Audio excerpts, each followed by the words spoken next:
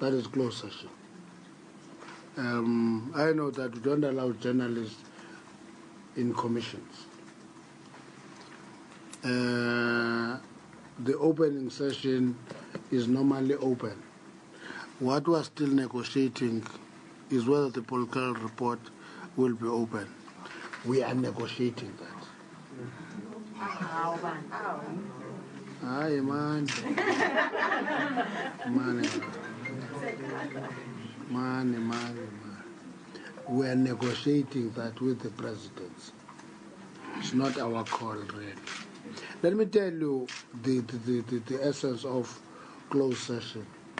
When we declare sessions closed, we want the freedom of the ANC to be brutally frank with itself. Okay? Without fear that when it is brutally frank with itself, it will be headline catching. Okay? And that's why we're asking the podcast session, it depends on the sensitivity of the issues raised there.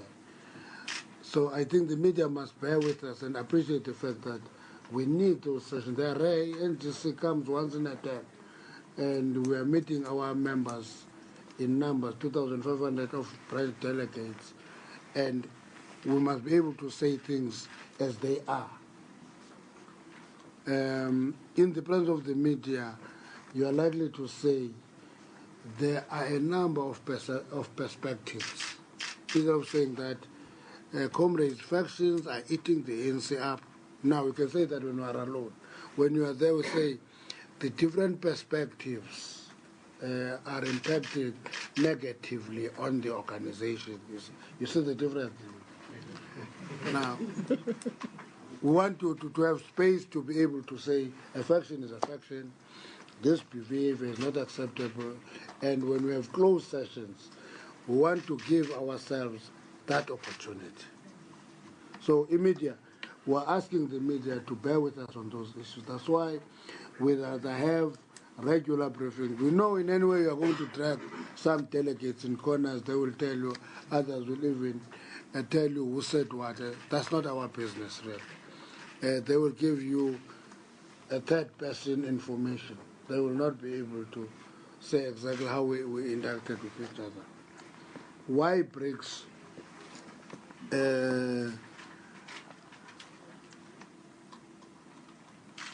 And why the liberation movements? I'm sure that would also be the question. I'm sure you remember that liberation movement meets every 6 months. In November, we'll be meeting in Mozambique. Okay? We'll be meeting in Mozambique. Therefore, there is an association there and membership.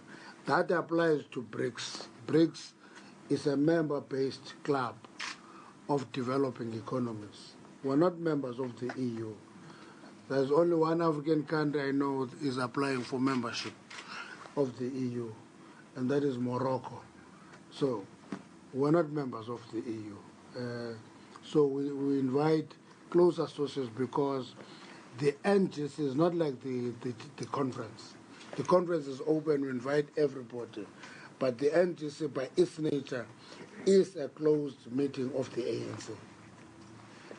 There are meetings that these sister parties don't invite us to because they want to do their own assessment. For example, when Tanzania, when the CCM was selecting its presidential candidate, they couldn't invite us because they wanted to deal with the dynamics within CCM and the selection of that candidate. We didn't force and went there.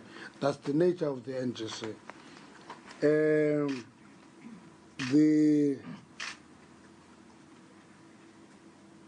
And somebody says, in policies, in discussing policy issues, already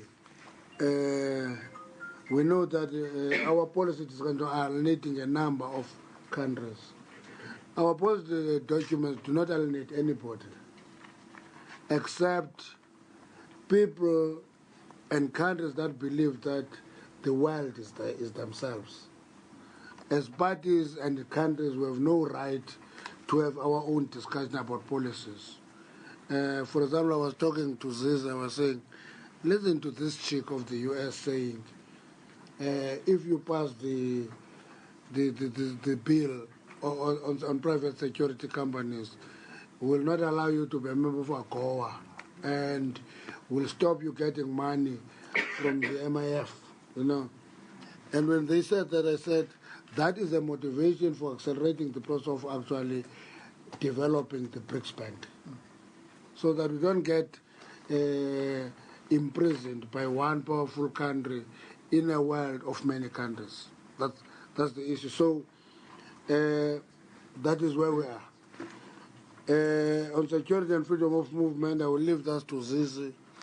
Zizi, the security and the freedom of movement of journalists, is responsible to interact with you. If anything is wrong, blame him.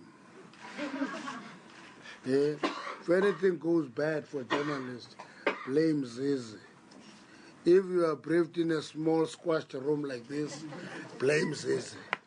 Okay, so he's responsible for that. He will answer that question. Whether during closed session will be allowed in the precinct, I would imagine so. I don't think we can ban you from the precinct, though we know that your presence here sometimes translates into leakage of documents. It's fine. What more can you do? I don't think we should ban you from the precinct. You should be allowed to be here, but not in the session. Calculations, we use a term in the constitution of the ANC called proportionate. That's how delegates are allocated. When you see 500 and that, 400 and that, you must know that that reflects the size of membership. The bigger the membership, the bigger the delegation you are given, and that's how it works. It's proportionate representation. I'm sure you're not asking for a mathematical formula. You're just asking about the principle. It's proportionate allocation of delegation in terms of the membership. Yeah.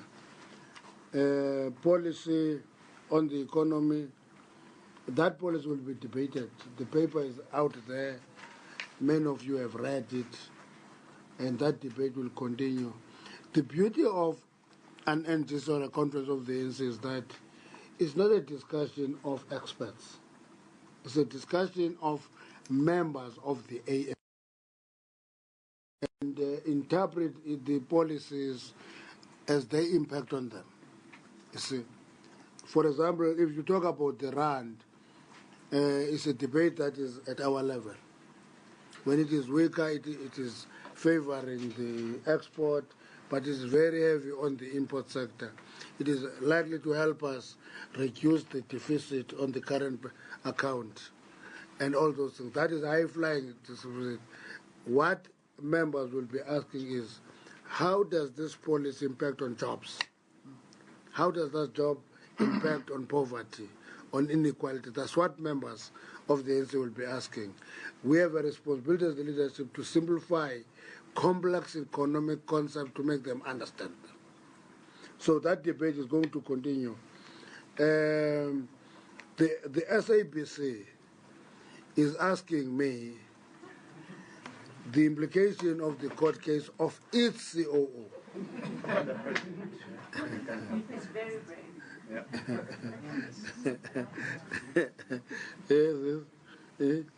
The SABC is asking me to give an answer. What are the implications of this case of our COO? No. You talk about what Tony Matona's rulings, because they are recommendations. They are not binding. No, the Bloemfontein case was dealing with the Western Cape case, which said, the Western Cape case said, and that case has not been changed by the Supreme Court of Appeal, is that recommendation of the public protector are not binding. But, wait, are not binding, but they cannot be easily ignored. That's what the Western Cape says. Okay. So, That's our understanding of the rulings of the. I know many of you want the public prosecutor to be another court, that it must give judgments. It doesn't give judgments. It makes recommendations. That's why its reports go to Parliament. Okay, that's it. But I can't talk about your COO. No. That's your business in the SABC. But SG, No, the ruling today says these recommendations are legally binding. According to Chairman. That will have to be reviewed. They can't be binding. There's no recommendation that is binding. Yeah, there can be no recommendation that is binding. If it is a recommendation, it goes to somebody else to make a decision. Not unless the court says the public prosecutor no longer make recommendation, it makes judgments. If it says so, it's an issue that will have to be looked into. But if it is making recommendations, it means it is recommending to somebody. But also your question, you don't use the judgment of Peter to judge Paul. A law doesn't work in that. You do, because of precedence. Your hand is up? No, all I'm saying is that if that judgment changes the status of the reports of the public protector, it's an issue that will have to be tested. The public protector, as far as we understand, makes recommendations. So recommendations are never binding. But I agree with the Western Cape when it says they should not be lightly ignored. I agree with that. Okay.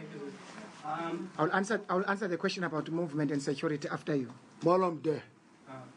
Kunjan. Ngos. I'd like to move you back to the state of readiness discussion, but move away from logistics and talk about policy readiness.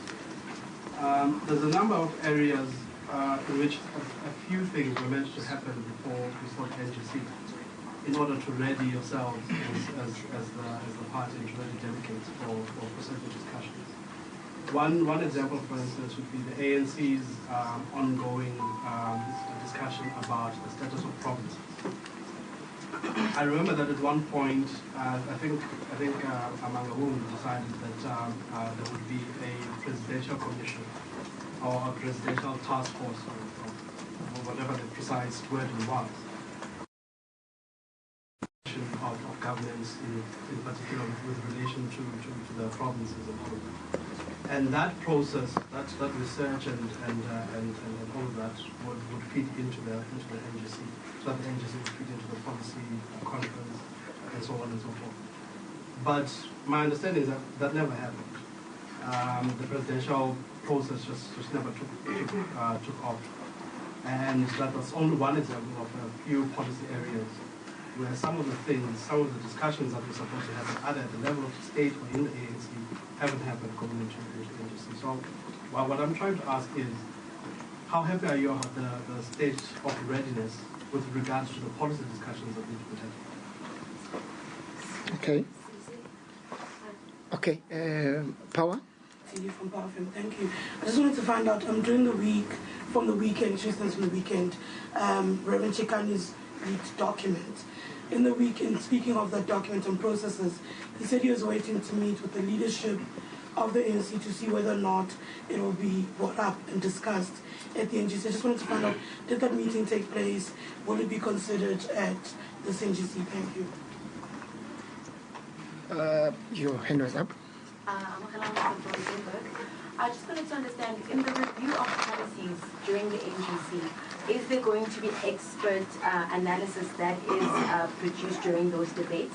And what is the process exactly in terms of when you do review a policy? Because you said that there won't be voting necessarily. Is it going to be a debate system that kind of concludes whether a policy is reviewed or not? Expert analysis. Yes. Okay.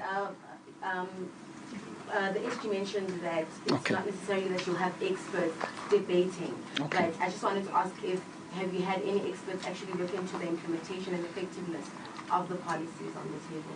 One of them is just behind you. Yes? Thank you so much. My name is Govin from Eyewitness News. SG, you mentioned in your opening remarks that the NGC reviews the policy and looks at the implementation of the programs of that policy, and if there's something not right with the implementation or the program, it can... Are you saying that the NGC can take a decision to change how policies are implemented? Yes. The programs that are... Yes, it can. Okay. No, that's all. It can. Last hand? Yeah, thanks. Hi, SG. I'm Amy from Independent Media. I think it's about 2 months. That was the press briefing of the ANC on the upcoming national, on the NGC that's starting tomorrow, that is. So all registration is taking place, as you heard the SG saying there. So it's going to be a bumper. Right now, we are still sticking with our theme for today, and that's about food security. Ipopomo. It's a non-profit organization which focuses on the socio-economic development of impoverished communities. Now, they will hand over 150 pairs of soccer boots